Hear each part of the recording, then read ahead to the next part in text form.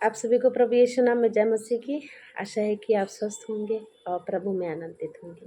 प्रभु कहता है, मैं तुमसे कहता हूँ आनंदित रहो। मैं फिर कहता हूँ आनंदित रहो, प्रभु में सदा आनंदित रहो।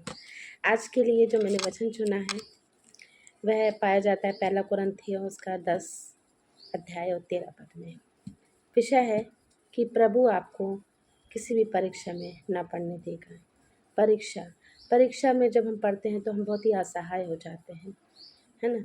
तो हमें इस बात का ध्यान रखना है कि प्रभु हमें किसी भी ऐसी परीक्षा में नहीं पढ़ने देंगे जो हमारी सामर्थ्य से बाहर है। हम पढ़ लेंगे जहाँ इस प्रकार लिखा है, तुम किसी ऐसी परीक्षा में नहीं पड़े जो मनुष्य के सहने से बाहर है।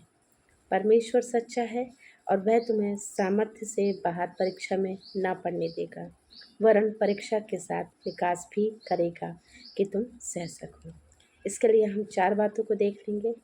पहला ये कि यीशु सहायता करेंगे। वो जानते हैं कि हमें किन वस्तुओं की, किन चीज़ों की आवश्यकता है। वे हमारे बोलने से पहले जानते हैं। वे हमारे जीवन के रास्तों को जानते हैं कि हमें वहाँ कैसे चलना है। वे हमारी आवश्यकताओं को जानते हैं। इसलिए बिल्कुल भी परेशान मत होइए, चिंतित मत होइए, निराश मत होइए। अवश्य है कि प्रभु हमारी, यीशु राजा हमारी सहायता करेंगे। दूसरा है कि प्रभु हमारे लिए मार्ग तैयार करेंगे। हमें किस राह पे चलना है, क्योंकि हम किसी भी राह पे चलते हैं तो प्रभु हमारे लिए वह मार्ग पहले से बता देते हैं कि हमें किस मार्ग में जाना है। तो वह हमें सामर्थ्य भी देंगे, हमें हर उस काम को करने की सामर्थ्य देंगे कि जब हम अपने आप को निर्बल और असहाय जान पड़ते हैं।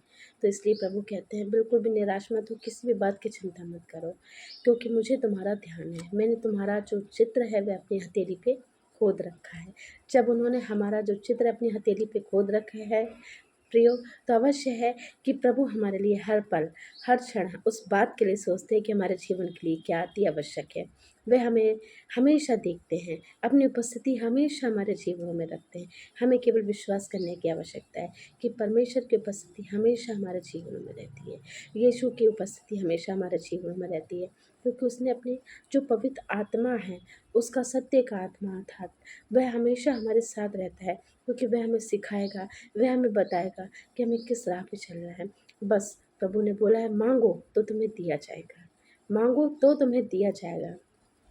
फिर है तीसरा, प्रार्थना करें, प्रार्थना में लगो, नित्य प्रार्थना में लगे रहिए, क्योंकि जब हम प्रार्थना करते हैं तो हमारा जो सीधा कनेक्शन होता है वह परमेश्वर से हो जाता है।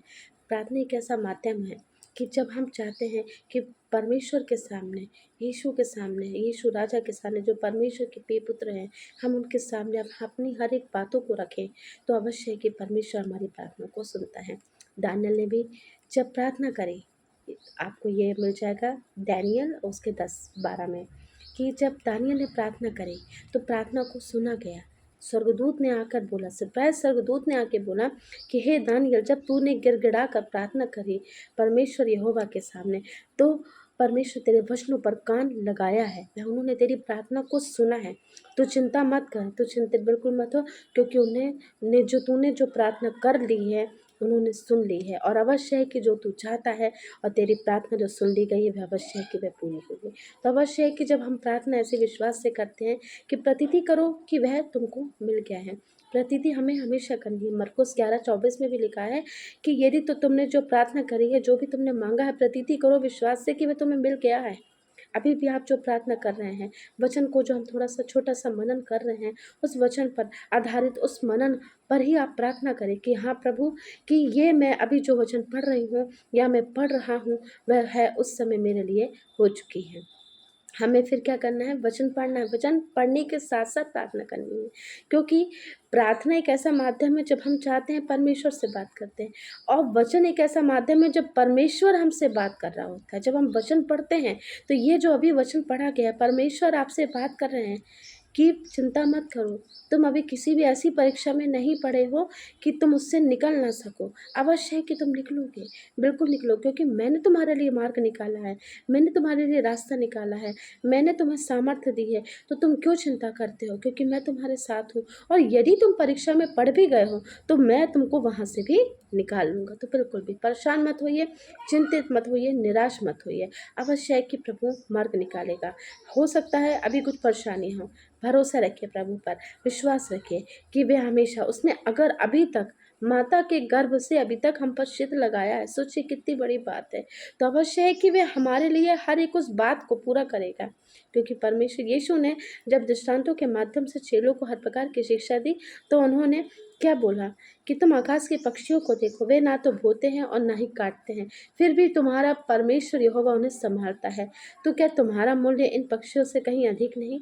तो अवश्य है प्यारों कि हमें क्या करना है, केवल उन पर भरोसा करना और हर एक बात ऐसे बोलनी है कि प्रतीति करो वह तुम्हारे लिए हो गई है। जॉब के लिए प्रार्थना कर रहे हैं, माँ समझ लो जॉब मिल गई है। आप हर उस विषय के लिए तैयारी करने लग जाइए, उसके लिए सोचने लग जाइए कि हाँ, आपने जो बोला है वह तुम्हारे लिए हो रहा है, वह आपके लिए हो रहा है।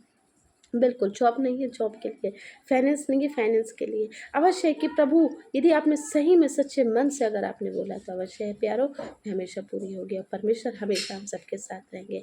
आशा है कि आपको ये वचन पर छोटा सा मनन आपको समझ में आया होगा और परमेश्वर हमारे साथ है, परमेश्वर हमेशा हमारे साथ है। और आपके यदि जो प्रार्थना के विषय भी हो सकते हैं तो आप हमें दे सकते हैं, हम आपके लिए प्रार्थना करेंगे। प्रभु अवश्य मार्ग निकालेंगे, आपके विषयों पर भी प्रार्थना की जाएगी। तो आशा है कि आपको ये वचन पर जो छोटा सा मनन है आप अपने प्रिय मित्रों को भी शेयर कर सकते हैं और प्रभु हमेशा हमारे साथ है। आप सबको प्रभु यीशु नाम में जय मसीह की।